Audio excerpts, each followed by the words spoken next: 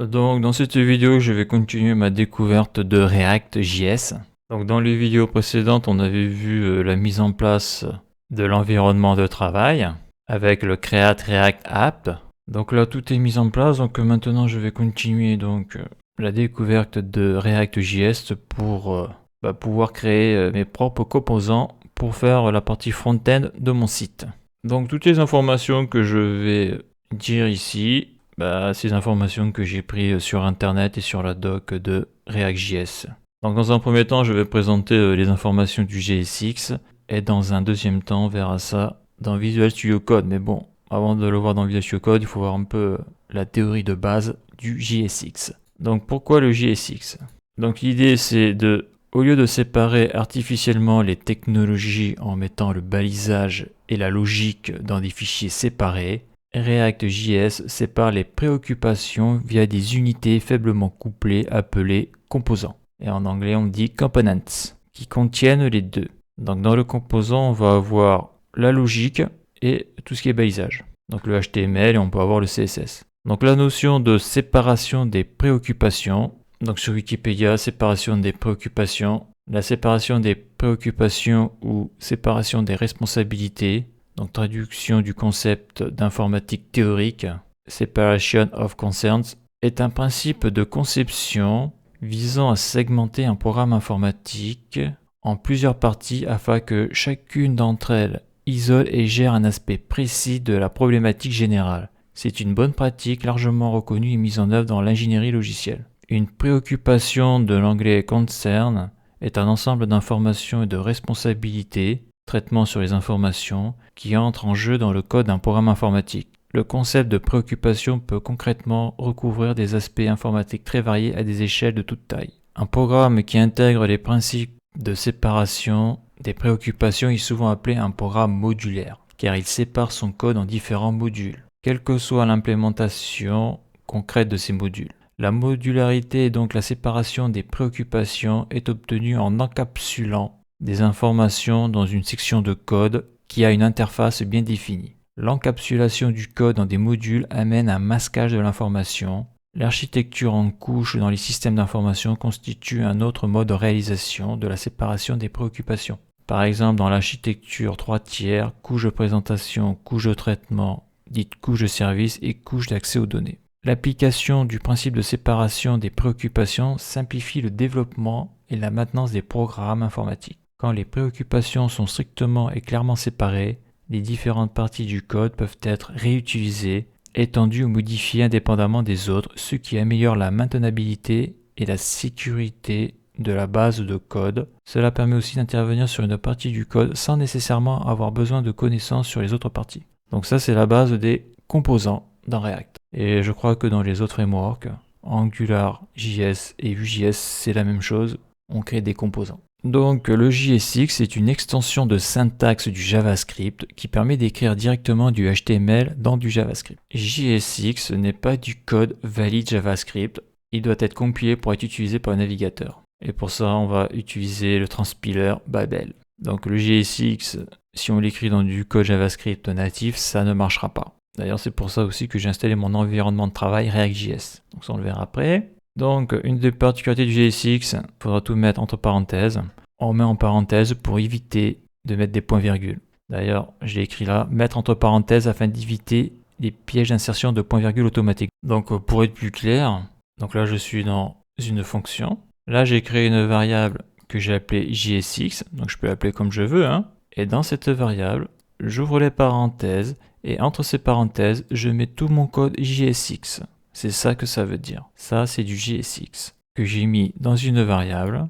Et pour faire ça, je dois mettre ça entre parenthèses, car sinon, avec la mise en page automatique, ça pourrait me rajouter au bout de chaque ligne un point-virgule. Et bien sûr, ce point-virgule apparaîtrait sur la page web. Donc lorsque l'on met tout le code JSX entre parenthèses, eh bien, Visual Studio Code ne mettra pas par le biais de son autocomplétion des points-virgules lors de la mise en page automatique. En gros, l'idée, c'est ça. Et donc, ça va éviter des erreurs provoquées de manière inutile par le système de mise en page automatique de son IDE. Donc, après la compilation, si elle est bonne Les expressions JSX deviennent de simples appels de fonctions JavaScript dont l'évaluation renvoie à des objets JavaScript. Si elle n'est pas bonne, ça plante. Quelques différences.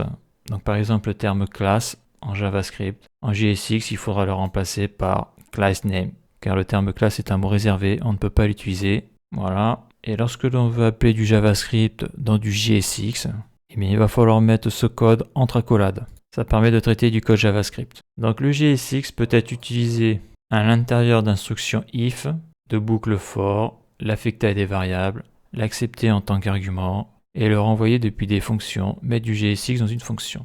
Donc utilisation du camel case comme convention de nommage des propriétés au lieu des noms d'attributs HTML. L'attribut classe HTML devient class name en JSX. Donc spécifier des éléments enfants en JSX. Donc là après on revient sur les bases un peu du HTML. Parents, enfants, frères et sœurs. Donc on peut faire du nested JSX. Donc c'est le JSX peut être imbriqué, donc comme le HTML, balise imbriquée. Si la balise est vide, on ferme avec le slash et le chevron fermant. Donc là j'ai un exemple. Je déclare la variable element égale, que tout ce qu'il y a dedans c'est du JSX. Donc je déclare la variable element, donc c'est une constante, égale. Donc là j'ouvre le chevron pour l'image, image src égale. Donc là je mets user.photo, donc ça c'est l'URL que je veux prendre dans l'objet user. Et dans la key photo, ça me permet de prendre la value qui sera l'URL. Et là, je ferme. Et donc là, après, je ferme la balise, slash et le chevron. Parce que ici, là, je mets rien. Dans un div ou une div, on peut mettre des éléments enfants. Donc c'est le child. Voilà. Le terme technique, c'est le child. Donc là, j'ai une div. Donc cette div, elle est fermée ici. Et dans cette div, je vais mettre un chien, donc un titre. Et en dessous, je mets un paragraphe. Donc ça, c'est le parent. Ça, c'est l'enfant. Donc l'enfant de ce parent-là. Et donc là, j'ai un enfant. Là, j'ai un deuxième enfant de div. Et là, je ferme la balise div. Donc ces deux sont au même niveau. Ce sont les enfants. Et ça, c'est le parent. Donc ça, c'est hyper important, la notion de parent-enfant. Donc après, particularité du JSX, il faut wrapper les éléments enfants dans une div ou dans les chevrons. Anciennement, on utilisait la balise fragment. Donc ça, c'est ce qu'il faut utiliser. En début, ça, c'est en fin. En gros, si j'ai qu'un seul élément HTML, là, quoi, en JSX, et j'ai pas besoin de mettre de div. Par contre, si j'ai deux éléments HTML comme ça, quoi, deux éléments JSX, et bien si je mets pas tout ça dans une div ou si je ne le wrappe pas avec ces éléments-là, et bien j'aurai une erreur de compilation. Donc plusieurs éléments JSX écrits en tant que sibling. Donc sibling, c'est le terme technique pour dire frère et sœur. Voilà, donc là comme j'ai dit, ça c'est un enfant de cette div-là, ça c'est le parent, mais cette balise-là, c'est le sibling de H1. Donc cette balise-là, P là, c'est le frère ou la sœur, ça dépend comment on le traduit, de cet élément-là. Donc là j'ai le parent, là j'ai deux enfants, et lui c'est le frère ou la sœur de celui-là. Parce que H1 et P sont au même niveau hiérarchique dans ce cas-là. Donc le sibling, il ne faut pas l'oublier, c'est un terme que l'on entend souvent. Par exemple lorsque l'on veut taper du code emmet. Parent, child, sibling. Donc plusieurs éléments JSX écrits en tant que sibling sans élément wrappé avec le parent ne seront pas transpilés, provoquent une erreur dans React. Donc ça c'est facile à corriger comme erreur. Donc simple JSX component. Voir dans VS Code, donc là j'en ai mis un là.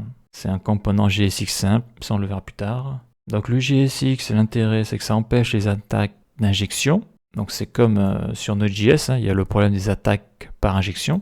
Donc pas de risque en utilisant une saisie utilisateur dans JSX, donc ça c'est lorsque l'on met un formulaire. React DOM échappe toutes les valeurs intégrées avec JSX avant d'en faire un rendu. Donc échappe, ça veut dire qu'il le convertit en string, en chaîne de caractères. Tout est converti en chaîne de caractères avant de produire le rendu. Ça aide à éviter les attaques XSS, Cross-Site Scripting. Le Cross-Site Scripting, abrégé XSS, est un type de faille de sécurité des sites web permettant d'injecter du contenu dans une page, provoquant ainsi des actions sur les navigateurs web visitant la page. Donc là sur Wikipédia, le Cross-Site Scripting, abrégé XSS, est un type de faille de sécurité des sites web permettant d'injecter du contenu dans une page, provoquant ainsi des actions sur les navigateurs web visitant la page. Les possibilités des XSS sont très larges puisque l'attaquant peut utiliser tous les langages pris en charge par le navigateur. Et de nouvelles possibilités sont régulièrement découvertes, notamment avec l'arrivée de nouvelles technologies comme HTML5. Il est par exemple possible de rediriger vers un autre site pour de l'hameçonnage, donc le phishing, ou encore de voler la session en récupérant les cookies. Le cross-site scripting est abrégé XSS pour ne pas être confondu avec le CSS, feuille de style. X se lisant cross, croix en anglais. Donc ça prend en compte les tentatives de piratage. Donc le JSX représente des objets. Babel compile JSX vers des appels à react.createElement. Pour mettre des commentaires dans le code JSX, c'est important, il faut mettre des accolades, comme si c'était du code JavaScript. Et après le slash étoile et le commentaire et on ferme comme ça. Donc voilà ce que l'on peut dire sur le JSX. Et donc si je passe sous Visual Studio Code, donc le simple JSX component. Donc là ici, là j'ai du JSX. Là on voit que j'ai mis la balise pour imbriquer donc ces différents éléments, sachant que là en principe, ça là, j'en ai pas besoin. Donc là si je veux le mettre en commentaire, je fais comme ça. Voilà, CTRL/. Donc là ça l'a mis en commentaire. Et si je veux mettre, donc là je vais faire du JSX, donc constante JSX égale. Et là je vais mettre tout ça dedans. CTRL-X, CTRL-V. Ok. Donc là il me dit file to compile, hein, c'est normal. Hein. Et si je mets JSX, donc c'est tout ce code là qui est dans cette variable ici que j'appelle ici. Si je fais un CTRL-S, voilà, je suis dans le header. Donc là on voit que j'ai tout mis dans cette variable là. Ça c'est tout mon code JSX. Et donc là j'ai la fonction return et j'appelle tout ce code là par le biais de sa variable qui est ici. Et voilà ce que ça fait. Et donc si je veux mettre un commentaire, ceci est un commentaire. Donc si je fais CTRL-S, donc là ça plante direct. Hein. Si je mets ici, si je fais CTRL/, eh bien on voit que ça ne plante pas. Et donc si je veux mettre un commentaire dans mon JSX, donc le JSX c'était créé ici là, et j'ai mis dans cette variable là, et bien là je vais par exemple faire commentaire. Si je fais un CTRL-S, donc là on voit que le commentaire a été rajouté, mais bon moi je vais faire un commentaire sur mon code, donc je veux pas qu'il soit visible. Donc si je sélectionne commentaire comme ça, là, et si je fais CTRL/, et bien ça m'a mis les accolades, le slash et l'étoile. Je fais CTRL-S, et là ça a disparu. Donc là j'ai un commentaire, sachant que le commentaire ici, là, bah ici ça sera pas le même. Hein. Si je mets commentaire ici, voilà, donc là déjà pour lui c'est une balise. Donc si je fais un CTRL-S, ça va planter direct. Parce que là je suis dans une fonction, la fonction return, fonction du React DOM. Si je fais CTRL/, il va mettre le commentaire comme ça. Voilà. Donc là on peut voir que sur la div j'ai mis le terme de class name donc pour lui donner du style. Là. Donc si je supprime ça comme ça, si je fais un CTRL-S, le JSX plante direct parce que là je n'ai pas wrappé les différentes balises H1 et P. Donc là je vais les wrapper. Donc je vais faire, j'ouvre le chevron, je ferme le chevron et je fais la même chose en bas avec la barre slash. Et là si je fais un CTRL-S, magique, ça fonctionne. Par contre j'ai perdu mon style. Voilà, donc ça je le supprime parce que au début j'avais mis donc tout ce code JSX directement dans la fonction return. Donc après j'avais dit que on mettait donc tout le JSX entre parenthèses, c'est pour éviter de mettre des points-virgules et de faire des erreurs. Au moins comme ça marche bien. Donc le JSX c'est pas du HTML, hein, c'est bien du JSX. Voilà. Donc là je vais faire Maj Alt F pour la mise en page. Voilà. Donc là on le verra après. Donc ça j'ai mis ça dans une fonction. Ça retourne le JSX et on voit que ça fonctionne. Donc là je vais faire quand même CTRL Z pour retrouver ma classe. Donc voilà ce que je pouvais dire sur le JSX. Hein. C'est assez simple à prendre en main. Et c'est la base donc de React, hein, parce que sans ça tu peux pas écrire tes composants de manière simple. Et donc la suite dans le prochain épisode.